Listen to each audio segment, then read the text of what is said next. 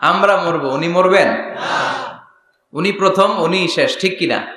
হুয়াল আউয়ালু ওয়াল আখির ওয়াল যাহির ওয়াল বাতিন ওয়া হুয়া বিকুল্লি শাইইন আলিম।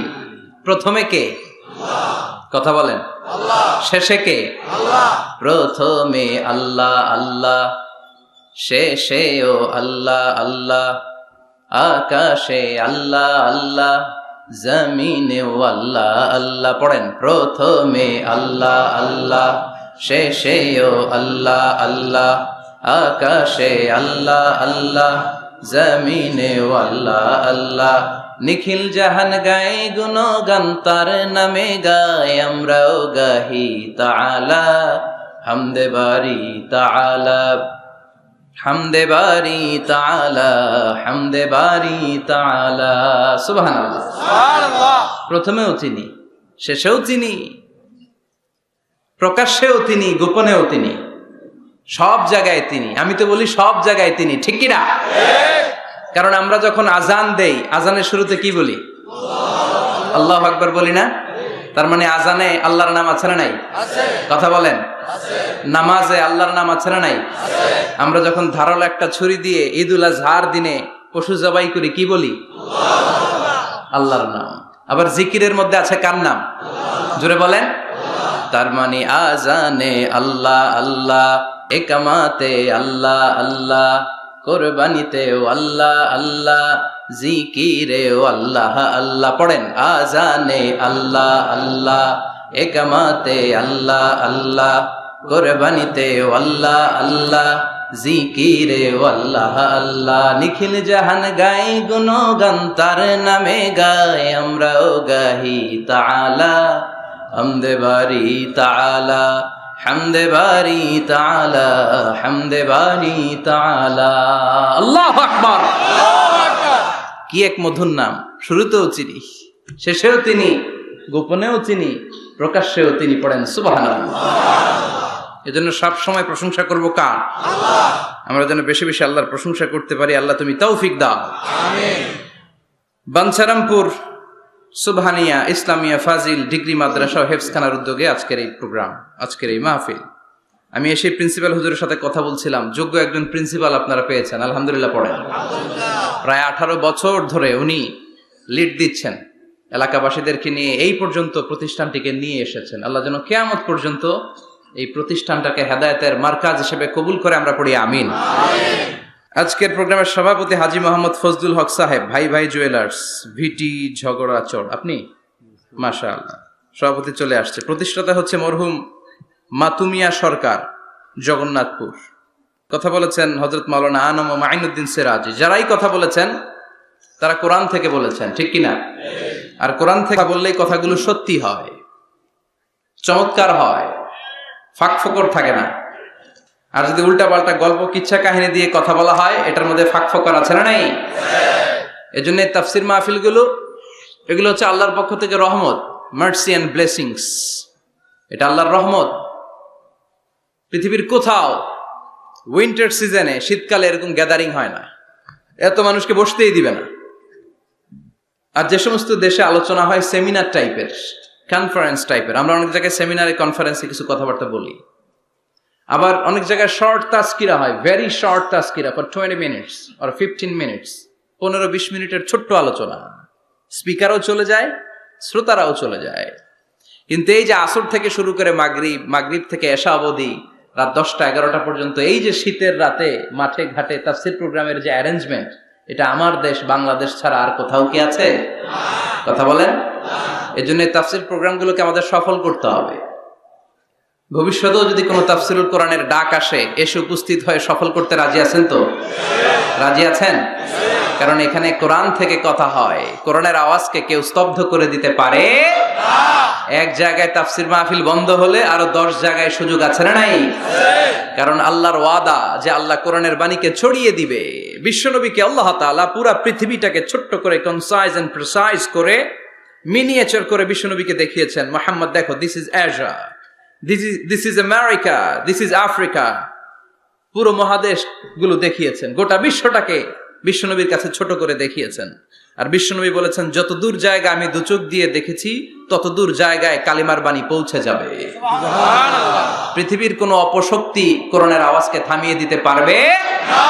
ওয়ালা বাইতা ওয়াবার ওয়ালা মাদার, কোনো ছনের ঘর, পাকা ঘর, টিনের ঘর, জঙ্গল, পাহাড়, পর্বত, এমন কোন জায়গা থাকবে না যে জায়গা থেকে আল্লাহু আকবার ধ্বনি উচ্চারিত হবে না। চিল্লায় এখন ঠিক কিনা?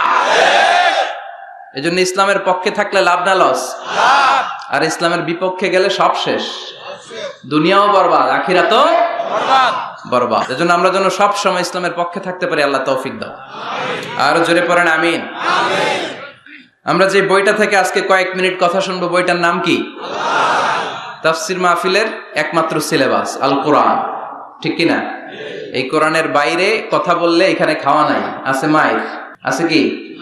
এখানে যদি কেউ গীতা পাঠ করে মাইর দিবেন না? শ্রীমত ভগবত গীতা, ত্রিপিটক এগুলো পাঠ করলে মাইর আছে না নাই? কিন্তু এখানে কোরআন থেকে তেলাওয়াত হলে আমাদের তাকবীর চলে। চিল্লা এখন ঠিক কিনা? এজন্য আমরা এই বইটা থেকে কথা বলার চেষ্টা করি, এই বইটা দিয়ে মানুষকে আলোকিত করবার চেষ্টা করি, কারণ কোরআন এসেছে মানুষকে আলোকিত করতে। কোরআনের আরেক নাম হচ্ছে নূর। কোরআনের আরেক নাম কি? নূর মানে লাইট।